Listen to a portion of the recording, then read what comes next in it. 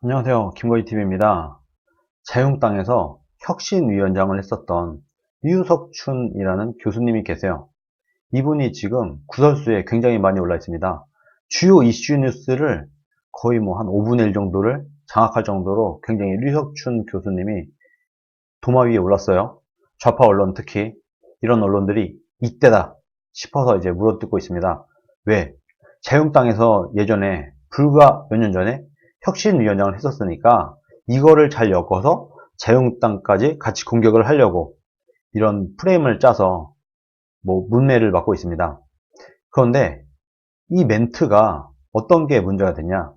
일본군 위안부는 매춘의 일종이다. 이런 얘기를 했다고 하고 또 이것에 반박을 하는 학생에게 궁금하면 한번 해보겠느냐? 이런 식의 발언을 했다고 좌파 매체에 나왔어요. 그렇게 보도가 나갔어요. 그런데 오늘 류석춘 교수님이 해명을 했습니다. 자신이 이제 이런 내용은 사실이 아니다. 왜곡이 좀 심하다. 이 언론이 이렇게 보도해서는 안 된다. 이렇게 반박 성명을 낸 거죠.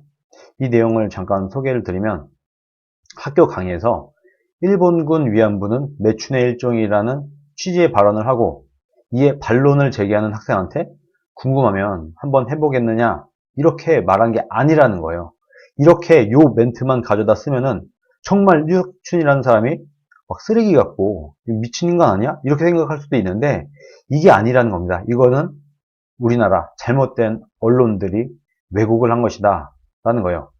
그게 아니고 매춘을 권유한 게 아니라 궁금하면 한번 해보겠느냐 이 말 자체가 조사를 한번 해봐라 네가 이런 취지로 얘기를 했다는 겁니다. 그런데 이 내용을 싹 자르고 이것만 딱 가져가서 일본군 위안부는 매춘의 일종이다 라고 말을 한 것에 대해서 학생이 반박하니까 궁금하면 한번 해보겠느냐 이렇게 말했다 이런 식으로 언론에 나가니까 무슨 이 류덕춘이라는 사람이 학생에게 매춘을 한번 해보라고 그런 말을 한 거 아니야?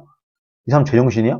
이렇게 일반 국민들이 느끼게끔 그렇게 왜곡 보도를 했다는 겁니다. 오늘 입장문에서 너도 한번 해보라는 발언은 궁금하다면 네가 한번 조사를 해봐라 이런 취지였다고 하는 겁니다. 그리고 학생에게 매춘을 권유한 발언이 절대 아니었다. 제정신인 사람이 자신의 제자에게 매춘 한번 해봐 네가 한번 직접 해봐 이렇게 말했겠습니까? 완전 이게 언어 도단이라는 거예요. 그리고 또 이 류석춘 교수가 이렇게 말한 거죠. 저는 강의를 할 때 내용을 직선적으로 전달하는 스타일이기 때문에 일부 학생들은 이걸 좋아하고 그냥 직설적으로 딱 말하는 걸 좋아하고 일부 학생들은 불편해하기도 한다. 그런데 이게 스타일의 문제지 자신의 강의 스타일의 문제지 옳고 그름의 문제는 아닌 것 같다. 이렇게 얘기를 했습니다. 그러면서 이번 강의에서도 세간에서 당연하다고 알고 있는 식민지 시대의 상황이 사실은 객관적 진리가 아닐 수 있음을 최신 연구 결과인 이영훈 교수 등의 연구 성과를 인용하면서 직설적으로 그 내용을 설명했다. 그 과정에서 내 강의 내용에 선뜻 동의 못하는 일부 학생들이 있다라는 것도 충분히 인지한다. 내가 교수고 내가 학생들에게 강의를 하는데 내 강의의 내용에 동의 못하는 학생들도 있을 수 있어. 그러면은 만약에 내 강의 내용에 동의하지 않는 학생이라고 하면 너네가 한번 직접 알아봐라. 나는 이렇게 생각해. 그래서 내가 이렇게 강의를 했는데 내 이 강의에 동의하지 않으면 니네가 한번 직접 알아봐. 이런 식으로 이 발언이 나갔다는 겁니다.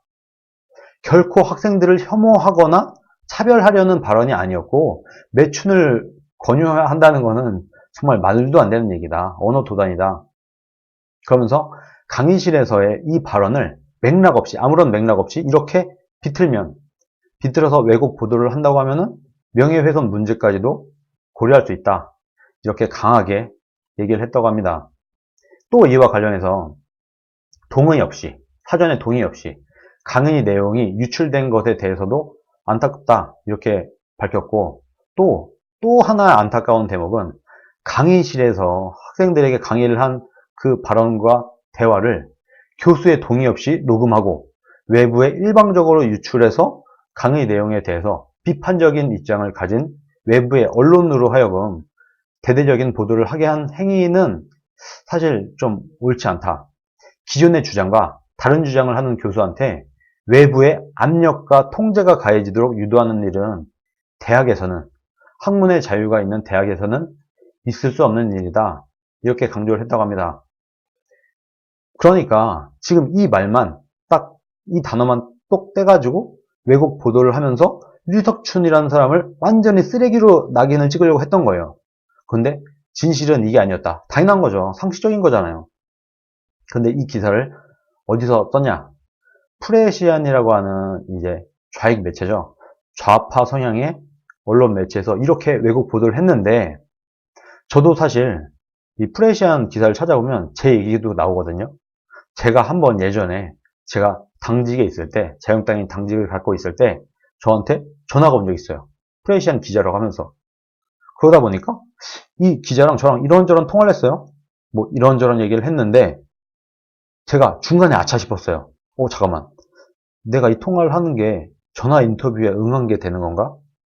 저도 그때는 완전 정치의 초짜였다 보니까 기자들이 왜곡 보도를 하는 거를 알고 있었음에도 불구하고 어떻게 하다 보니까 자연스럽게 이런 통화를 하게 됐는데, 그렇게 통화를 끊고 나서 뭔가 찜찜했죠. 근데 다음날이었나 다다음날 기사가 나갔습니다. 저랑 통화한 내용이.